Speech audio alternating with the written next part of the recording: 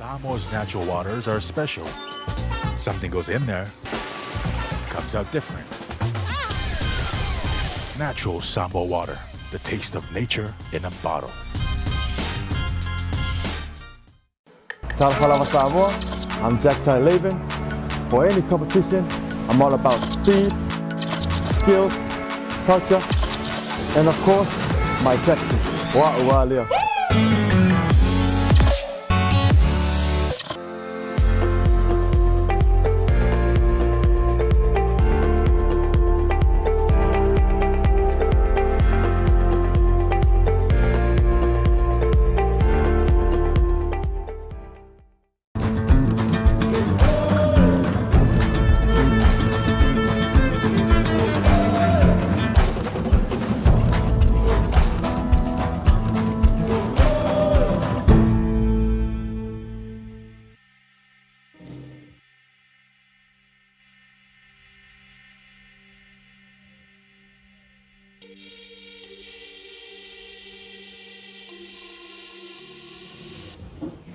Ia man mingau na lapon matu patuli matu.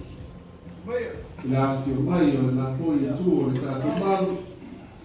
Io le ta tu Itumalo Upolu sa Faleata fa la iai na ua I motua ya ale Upolu ia te nane foi o la ua ainga pa pe foi ngafa se ana toe ia whapea pei tūlua sa tūmakono, ia whapea fōi le tō whāra wa ulu.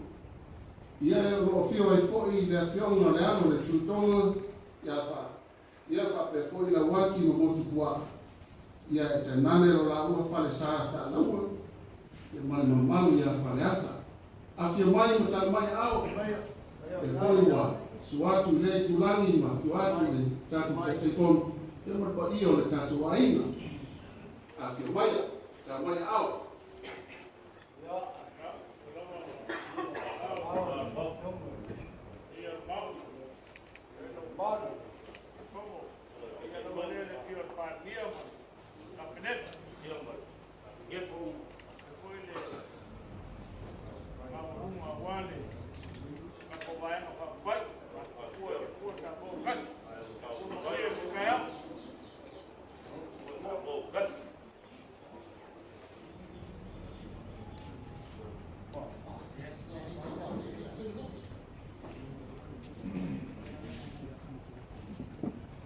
Ia, tai tonu nei Iulai o lavon tātou mua I le tua, tātou tutoma ia.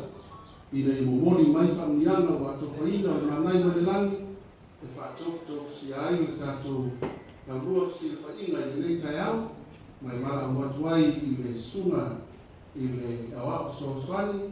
Ia, o le awhionga fōi I le whaipule. O le talaina ia masina lupe. Lea la avi ai tātou whamoa I le tua, ia sumaya lo suma le au soaswani.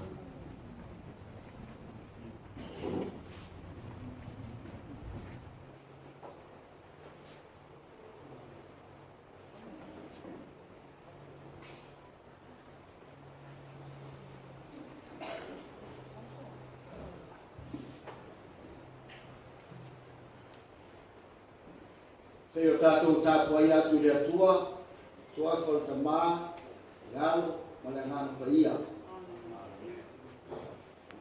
O I lato uma o eo whanau mai le atua, lato te le whaia le aksala. O alo tu mau tonu ia te lato una wima. E le mo whai fwe le aksala. O alo ia te lato le atua. O le mele I oai whanau le atua, ma le whanau le ti aporo.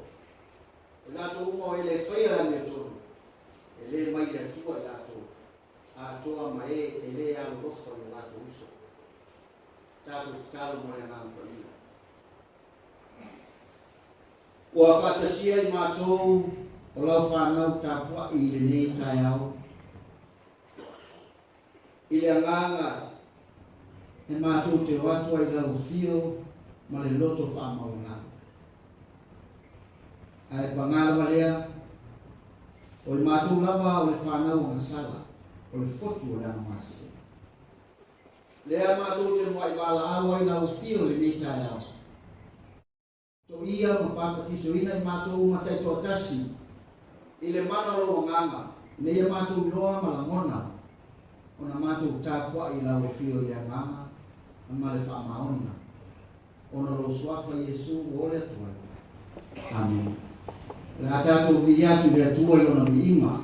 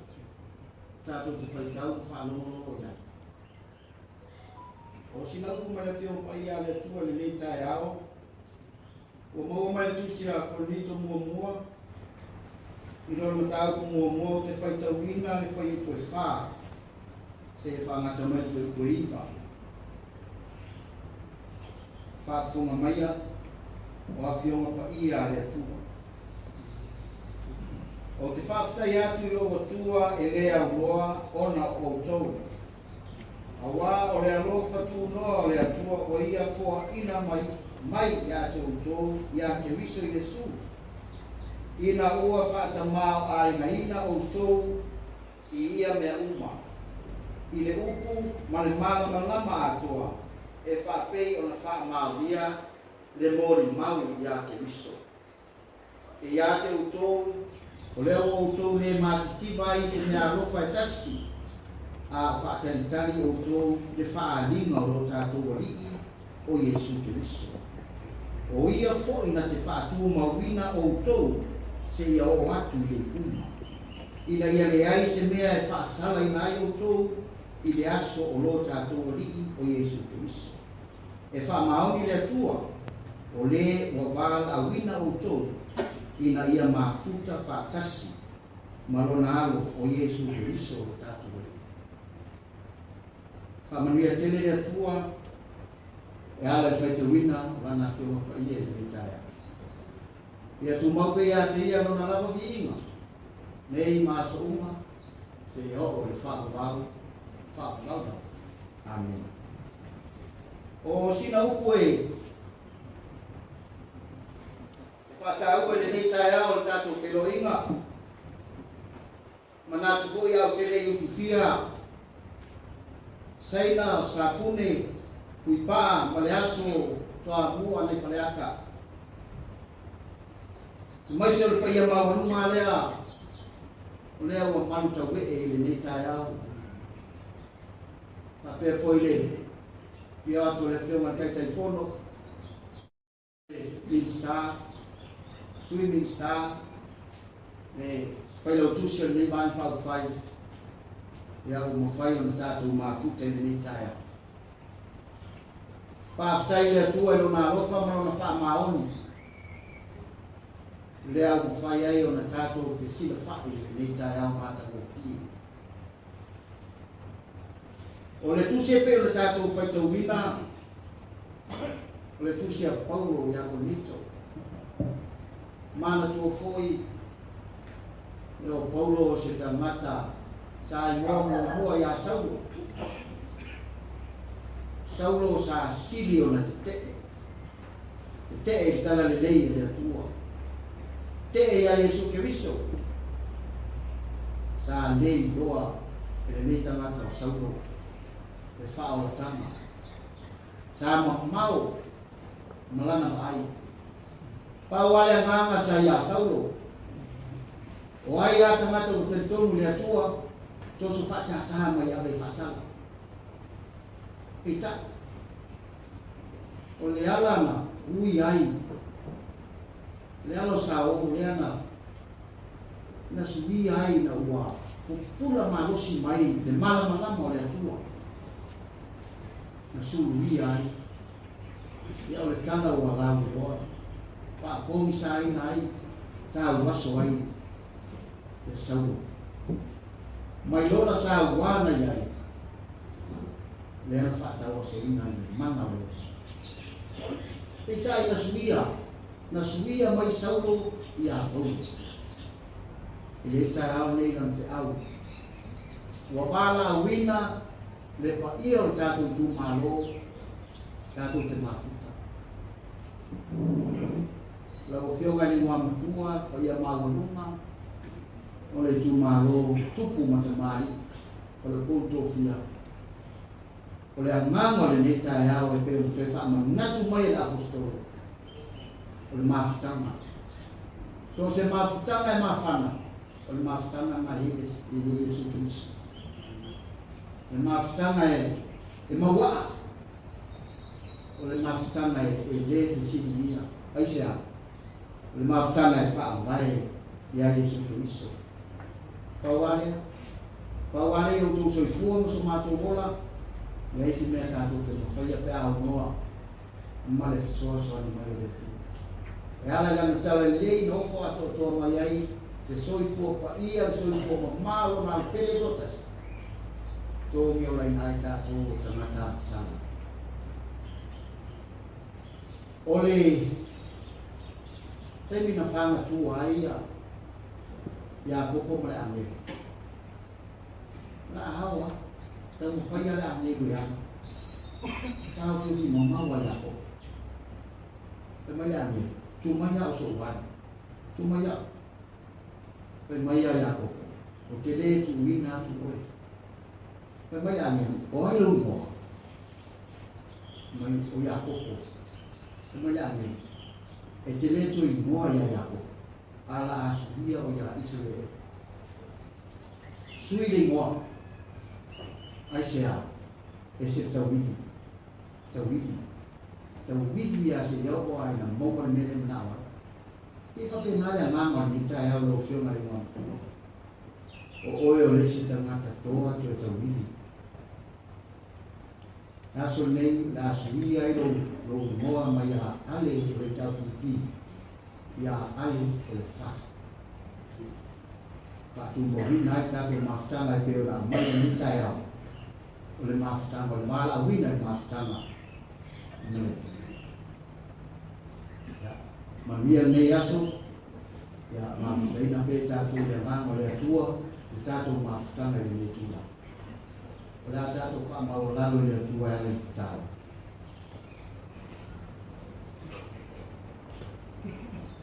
fa sa mai o ma tu ma tai mo ma e o mai ai o ma tu so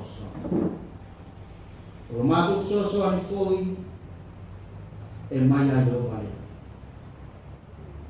e le tu ina mai ai o pe va o ma tu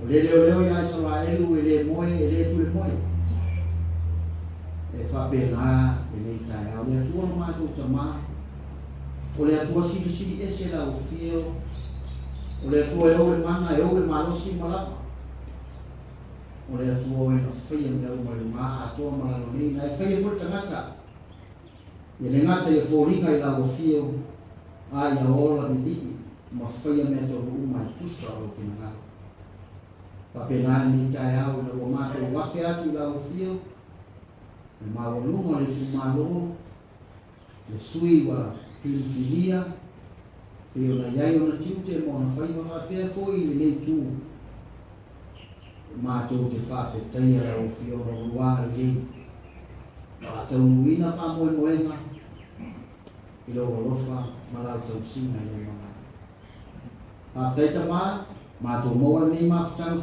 fia ai ma to te tono ro to i la fio le pa tai o rofa i ma mai pa tai tiute mo fai vai se ai mai se fo le to fa nai Itumalo e lei ni maftanga fa awa se mangia o le Itumalo mo ataya o le o matu ni mo mani o matu ni mo nana ya se mea matu te manatu ai matu te lafo ya ila o fia wa le so matu lo te fia e kule to tasi la o fia wa fo yo mato wala wina ule la fio kiu te mo fai va ese wana la fio e te sila fie mato uma fa te tai i lo lofa ele mato fa fe lo fio pa ia fa ngai nai mato fa tai bua yo mato wala ya wa i fa to me fa koto le ngata ia mato lo ma no tino o manga lilo o lo malo pa te mana lo ngana pa ia so to ina ma to vai sidi le ma to fa tai ora so i fo na mai lo pe e ale lo maliu ma na to tu ma lo ma tu ma lo le fo lo ma lo fa tasi ma lo fio na o ma to iloa ma talia ina le tava le loto te toni le loto fa tu ma le loto o salamo fa tu mo ina la ofio le inga le mamalu le fa manu le fa ne tang o le pule a o man mana ia tu mau la ofio le maso uma se ia o le fa la ma tu fa si fo yo lumo le ni ta ya o ma tu o tana tansa te le mea wa e le fi ai ya ma tu o la fa lo mea wa e musia o fitu fo i matua i sia la ba o mata fasi sia o le lo fo i pelo o lima o sa al toto o le sala o le loto o mana tu natu to fiti le ama o vai o te le vava na ta futuri i le ama o le mo pelo mo le tau tala i pelo i le male na te whaatupu māseina iso. Mea ia o whaima mai sū le mātou ora peita o leo e tuna ngalo e ino sia e rau. Whaasifo lau whanau, whamau ngalo i mātou. O leo te po se lilo lau sila whanga i hate mātou. Wa o se mea tātia i manai. Se sila alo whamai o whonga na mātou whiloa inga le meitai au. Se e whamanuia i Itumalo. Whamanuia le lātou sui, pe o tasi ai le tō whā. E o nei ai nei whiloa inga le mōlo na mālosi le tino, le mātou whau. Sili a ngana le mafuta i lau whiloa. Whāu pe ngā ina le Itumalo, tiu te mawhaiwa ese a wale manuia au numa.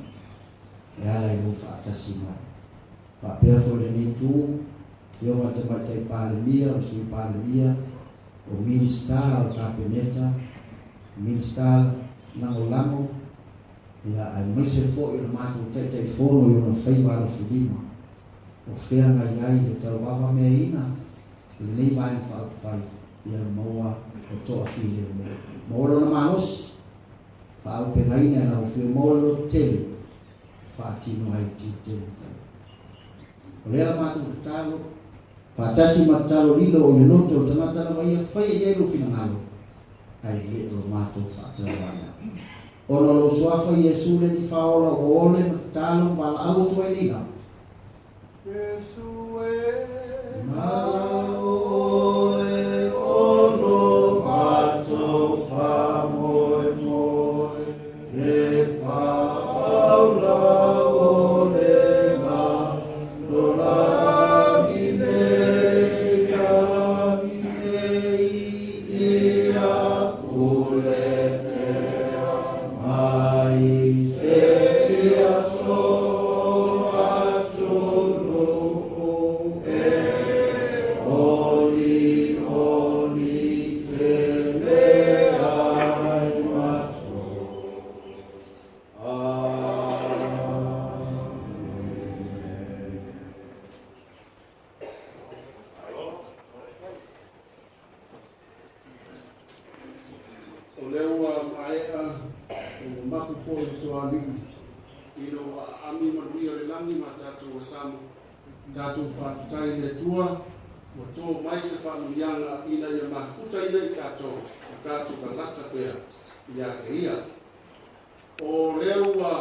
O mai le Iulai lako atu i lo tātou Itumalo, Faleata ia e winga le tātou Peloinga, amai i ona lako mai lea i mea fiona i tātai fono, le sunga i le lauli o le male toa, ia wafoi le wha atua ino le tātou Peloinga ma le maftanga i le nei tula, ia, lo tu tula le nei lo tātou Itumalo, Faleata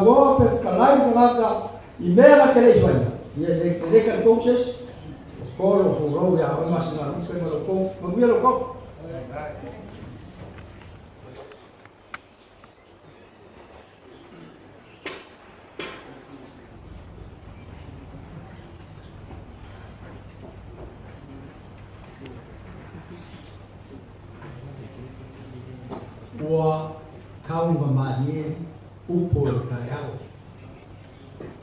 Akau mamanie lo. Ni papel ole. Lo longo i kingo makani lei. Ili mawhainga longo kingo pe ale kaunga magi. Ale sa whaiaku ya masingai. Pāwhikai. O leo so, o ki pa o leo koe pei a whikalai le vai. Sao whakalai leile a kua, o e pure au au, i le fasi. Le so la, le alo whiaura le, kei whao o le fasi. Ma kai o ka kowhinoa.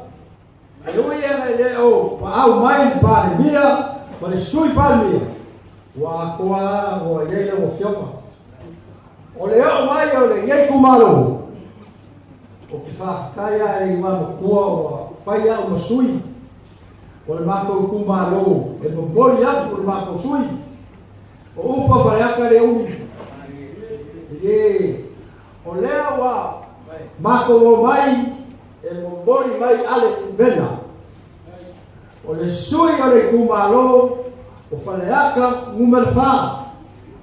Ai se si Faleata numero fa ko sau. O te ngaka o le fiola. Ngaka o mai mau leo ko kala. O le sui ni le fes paroka. Sui ni leo ni upo e gangi ai. O upo e gangi ai. Lauri na e fiola ko lo fale fa ela fa ilo. Tanga longo ai o kingo. E ui ngā wale le eita pipi. Pai o leo ko sawa vai ale. Ngā o kou a whio aku no whale pai e whalau loa ale. A kako kumalo ale e fas. Ala leo a koe a whio vai ale. E ui ngā wale. Ano a loko ai. Me la lea. Leo o mai ale. Mako mai kumalo. E le ai a se sisu e koe sui. Ya ale. Me la lea na mufionga ke fogo. Te voia. Malo e kako pagi. Ya, o maka upo le umu oma. A ora so. Tau e fa foa le kua. Ya ko mai langi. Fa mo llama wale ka kusui. Ya fa te voia o fionga ke fogo. Maungi o ko mangaku a waka ko maro. Ka ika te ano e soro i lalulangu. Ai le whaianga le wawa ai mai runga e bega ko ke iai. Kalo mai mo ko. Ai mai se ala audi. O la audi. Lau se pekura o kala lea wana pangela mago ka kino iai. Sa e a fio aku a o e le tapipi.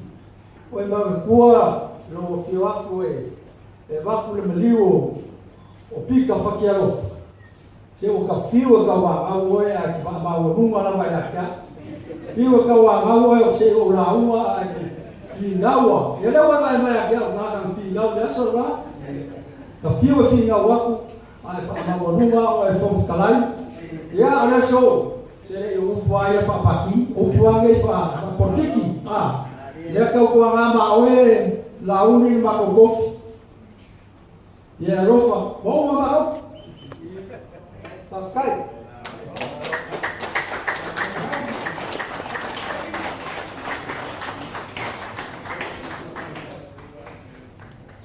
Ia ua whamano talai Faleata. Ai ele foi atua sama to tali foi tal. Momono para watu i lau whino le maamatua. Ele leo susu mai tatu Toonai. E e whatarofa. A whawhera i alohia na mu. To whare i maamatua na whai atu leo sa mato.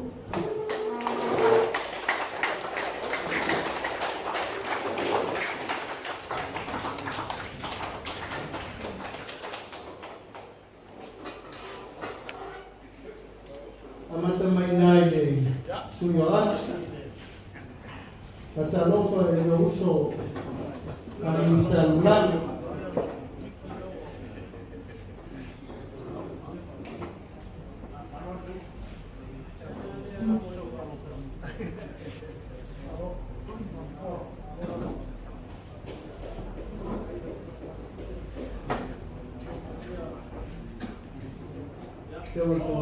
Como Toonai, fiona minister tupe. O te walau tu foi pa foi o nei for tour. Ja, ele te via ale pa le for tour.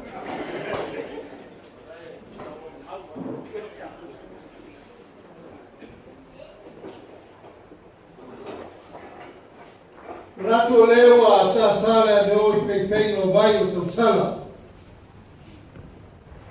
Wa lele wa fetau I fola o tupu o Samoa.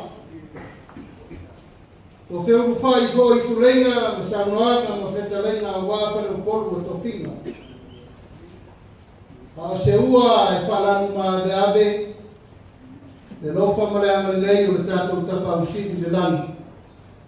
Ma mai le nā tātou mua o wa lea wa matalupe le seuma I le so. Tu mau pe le tua le ananga whaftai, ka manungo na whanetanga o no luna rofa, o mawhai ai o na tātou whesira whai, pue o manungo ai le pue o malo. A le tai au ma le aso, le afio mai ma tala mai ao le paia o le Itumalo Faleata. Faleata e lena o se Itumalo. O Faleata o le ainga. Ma o le ainga e whaitau iai upu o Samoa. O ainga e tausia foi tupu o Samoa. Ai sea, lengo le tunu o umana tu matamanga o na upu. O umana tatu langa. Loa ainga, ilo tama, ilo ainga. O loa foi fale Upolu, to finga mo na talatu, mo na upu. O loa foi o malai, mo na lewa malai. O wao malai Faleata, o le malai au to finga. Tua iai le malaya fio o le tupu lele. Pa le fio le fiauma le tupu fia. Pea ma vai tamutu. Tua fo iai tama fale wā ma teika. O lea fo I tala na atoa wā o rua. Ale maulu. Tua ma tua e whaafsanga I ma lea fo I tua le vai o wā vai ala mo no. Mbalu le Itumalo. O lea so.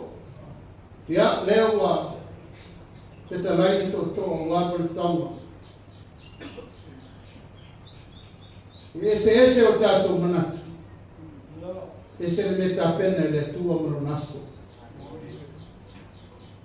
Leo mo si mai le fora si ngata e tato Itumalo. Yo na tulanga farupe, leo wa fia mai ale maulu mo laina. Ia la tato mo fono, mo ngafe fia. Te foi wa fia mai a toi a waki no motopua a pe foi sa na tau ma mabangu ya Faleata o paia sa ngata ia ato suai manu pa paia sa o batu tu mam le wa fia mai na to tama fa sa I le tau sa ili so na nafa I malo wa fai o malo tanate la mona no na leo tau amo, tau mua, tau muri, whaea Itumalo. O lana sa ilinga malo, Faleata, leo tato mafuta le soni. O le fio atu le fionga I le sui whongo whetalai, whamaru atu o lo malanga, le fionga I le te maitai pārimia. Ala whalafa tuna, le whau I nātou te tofu. Le ni upo e mole ai. Te mai tai le ele. Suli ma whio I a wā Faleata ma le taukina tupuia. Lo malanga I whafo sa ili ma no mo Samoa. Teimi tau mai le whionga sui pāribia. Lo iai tu kronoa le ma no fia le tai amalasi. A le wa fio mai le paia no fo minister, le fio minister tupe. Ia, ma le fio atu le tala lea wa fio me minister no lango. O fai ma to musui ta to te fesina fa I le so. Yo tu le fiona si fon fitalai. Ono lo tu no foi le fiona le fon fitalai no. Fai la tu si ma nei tu o tato ai no fa tu tua ile tua Samoa tas. Faleata ile tau fo fola so tato nafa. Pesa ili o tato malo le alma. O whawain na whai whātua tua i le tua Samoa tas. Whawai nei o ele. O nei na afua ai me musunga mai le tua. O te tau lona tato whātua tua i le tua. Ai e tasi Samoa.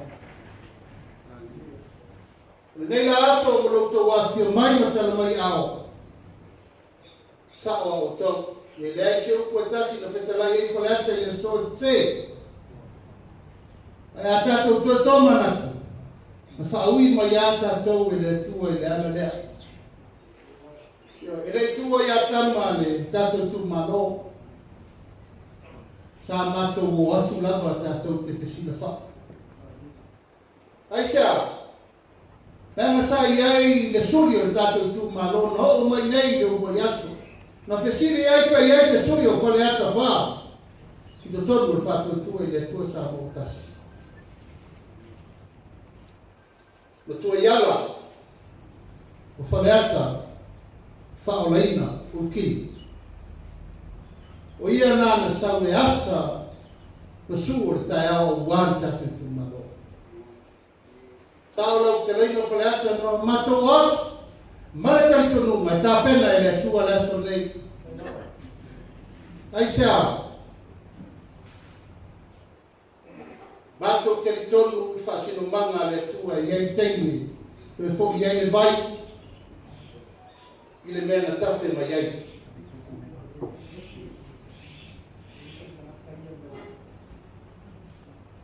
E ei le tae au ma le aso nei.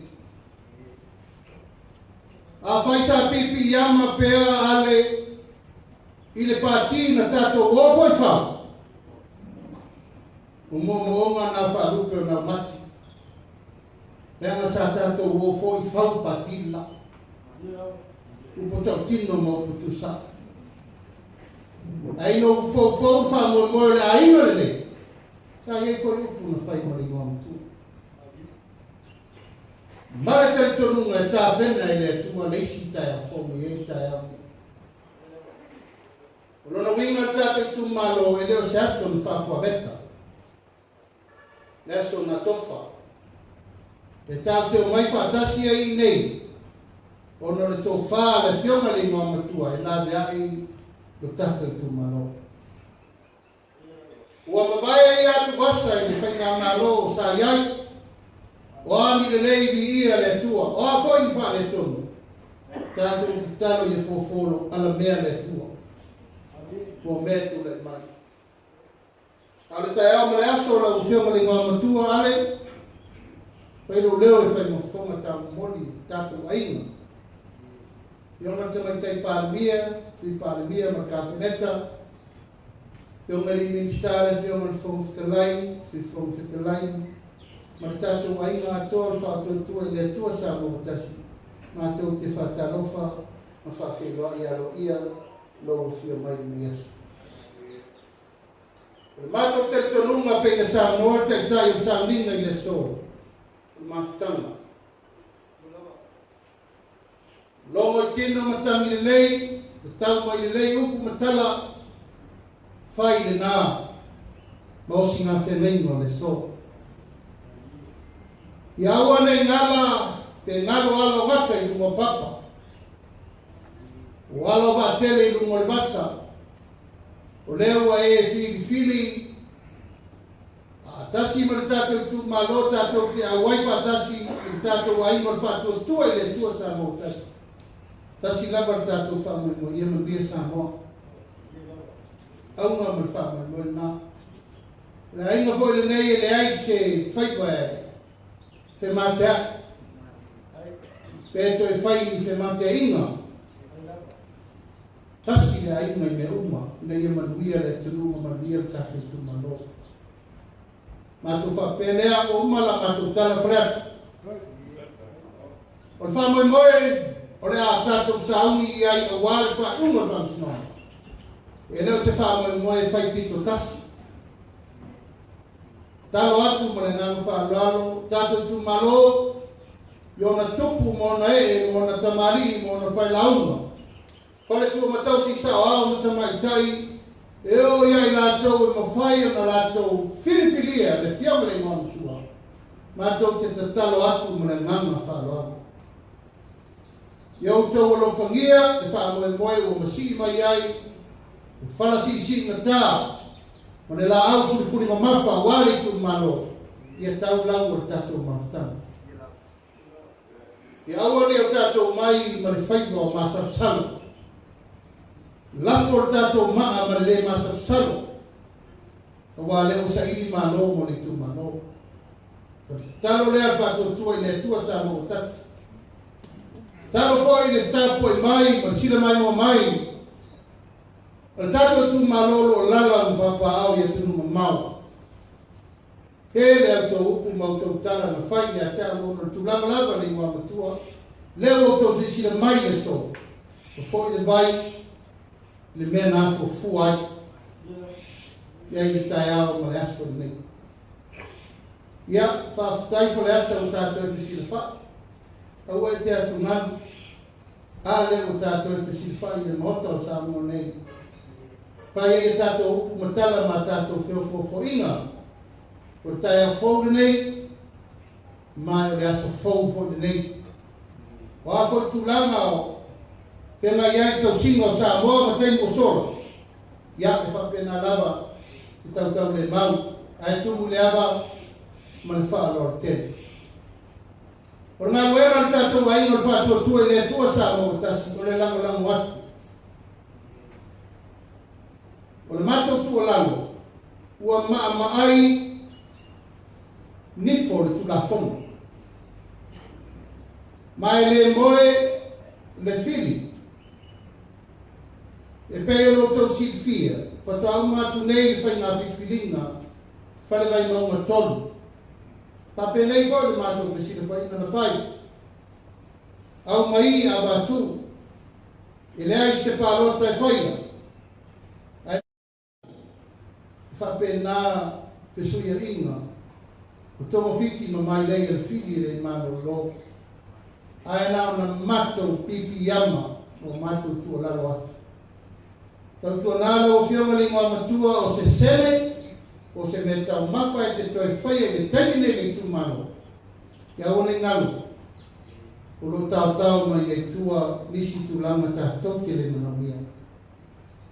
Te talo atu ai tato Itumalo o nusa, o tau lor lei, mea o sa wai pe o asoa nei e matuaru luti ai. Le wheo ai whape nei o tangata e whao ngā isi ai uma ne whai tūlafonu. O te talo atu ai o nato whata atu Itumalo, o le so e leo parpala malo. Tātou mai fusi le whao malo, masaili malo, amaea. Ia o tātou tuefisi te whao fōi le aso. Tātou ai nau o whao me moe, mo tātou tuefisi le whao ia na whairo leo tātou me masana. A o mawai atu wasa i uma atu fōi nei whao me moe. Whai fōi whinau na whao sinong. Tātou alolofa i tupe aru ma teini anu o whao sinong. E tātou o ia sa iri le me tāna whenmai. Ko wheo ta oto ai le whinangalo moni o le atua. Ma le whinangalo o le tata Itumalo. Patai leo so leo ale, ia le leo whaipa. Tusi matua foi o e sa whaina wāra tātou pātimene o uso ia. E te whasoa ia lau tō whawha tupu ma lau tō whawha tamari. Ia aua ni ngoto unga lau tō wha. Pure le tua ma tātou teini. Au tai moni o le tunu, la tau te tā pena tangata mo nei o ata iau. Au nei manatu sesi wana o ia lava. Petu mau petu whamanga, ne ai. O tā penanga whatu tua i le tua Samoa tasi o mātou nei. A o tau Samoa tai au. Pai wai sa mātou tala, wholawia i lani mā. Pai ia o tātou Itumalo i o na tulanga wharupe. Yo nao se yo nei tupu mai te mari fai lauma fale tu matau si sawa mata mai ta yo te mata uma la te te paro taina o tato sui ma va moi lo vi for langi e wal pa io la fai ngalo na to tofi le tu lo fa fale le maru wal pa io le tu malo ba wa sai fu la le wal fio le fio mai la maru Samoa ngana ma siof io le fiamme sui il fondo si tofia, non fattua, fai una malana uguale fiamme le sa, lo fa pitto ya tua. Ya, o le fiamme fuori tu fia ya famina. Kai nane le fio atu, le fiamme sui fon fedelai, le fiamme sui palemia, marro capeneta, kai nane le fiamme sui ministà, per pare menne o Samoa. Io poi le fiamme di fam Sicili, e nane le stelle fam snon ferrum suafa, ma le ufficio fam snon. Io tu me le reale au wasa mona poto pa ye ainga malatu dama mola tu ai le so ma tu mo pule ko malatawa ai nei tai mo le va fonti e nane le mo tu sai ta po mai tu tuila mamanua. Ma sa mo lo ta ape le lo langi atoa. I tātou maole ngano le tufa atasi na i o tātou te talo. Ina ia e manaria whai o tātou tūmano. O ni le so. O te mawatu lau kona whai tusi, ia, mai tātou pepa. E le wha mai tātou aso le asaini alo ia, le teria alo ia. Le whianga le ngam Ia na tui whori nana na lero o whia mai ni tui pāli o te seiri e pepa ale. O le pepa le nei, o le tautonga o le loto wha maoni. E iei uma me pui ai a te tau o sui su whonu, ma ia te tau o le tātou ainga whatutua i le tua sa Maota. Ia ta oto le amatonu me uma, aua le i whasiligia, e alu maftanga ma saela o wha i peto e whaina. Aua nei to iai ni nā mea te tupu mo le lumana. Whai ia la fofo o ma Samoa.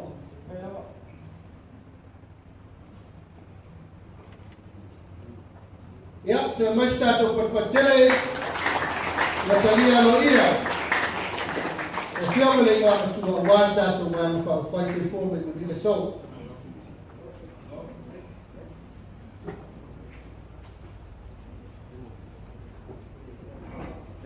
Tantolo lewa e tau whonga, pāna te lai pōi le tōtoko, na Momoliga maia le ngā matua ia ale, whai masui o le tātou Itumalo, Faleata whāna, ia, le pōi ua sau noa, ia le whionga le tete whono, la umi rumane toa, whai pōi masui o le tātou ai, ia le pōi sata noa le tātou whailotu, o mafutanga e tāua, se mafutanga nei lewa, e urutai e nei tai au.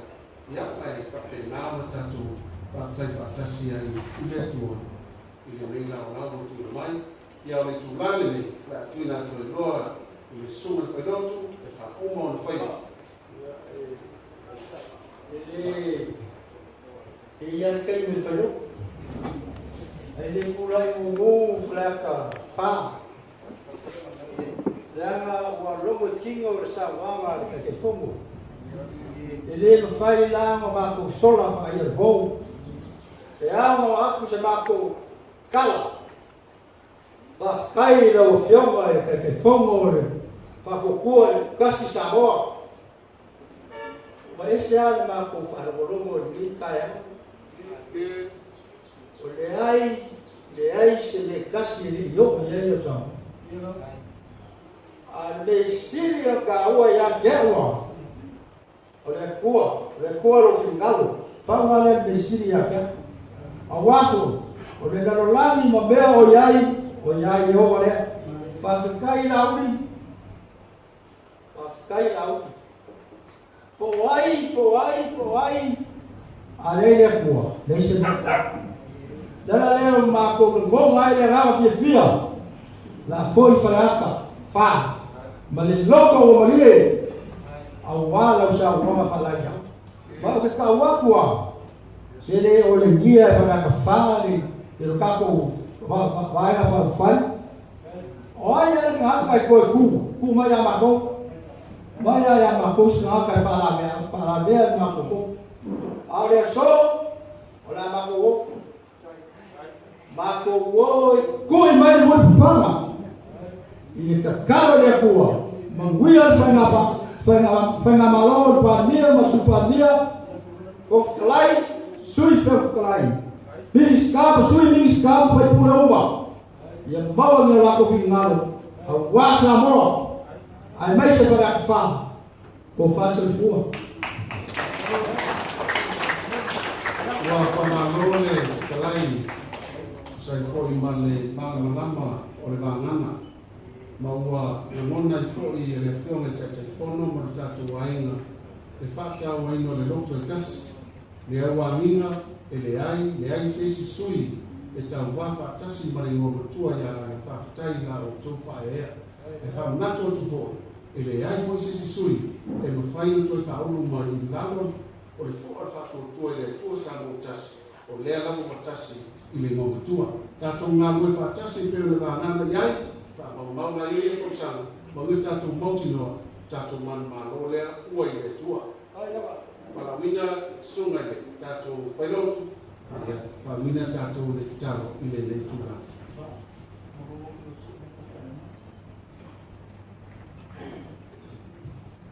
tato fa i le tato o meu lei no mata no fie fa sili nai mi ingo la o fio a mai foi no mata o fio se meu lei no mata fa pe fole o na le au mai mata tu mo mai no mai ate mata o mo la fa na o man mi ma file mo la o fio le to ta ma e lo fo ti pa no yeso ke riso mata o fa ma fa na mo la ba e luma ya mata o mo la fa na nei Senhor, fala lola. Amém.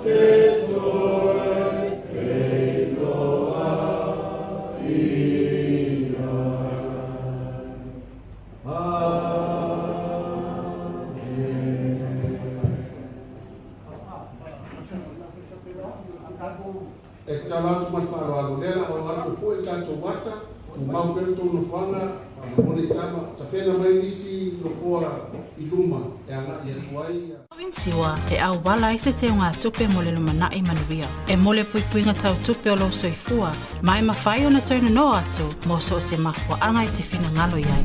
Samoa Life, le insiua mo tangata nuu o Samoa. We're here to give the opportunity to people for full-time work in New Zealand as a skilled worker, so trades, carpenter, mechanic, or anyone who's successful with the quota.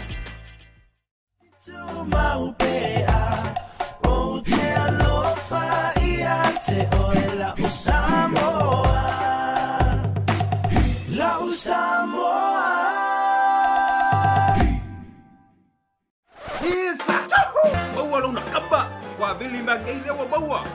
Kopi manguele kapungia. Kopere rope baua ngai. A few mai nei loy le Federal Pacific Finance no so mana onga tau tupe serving Samoa's financial needs.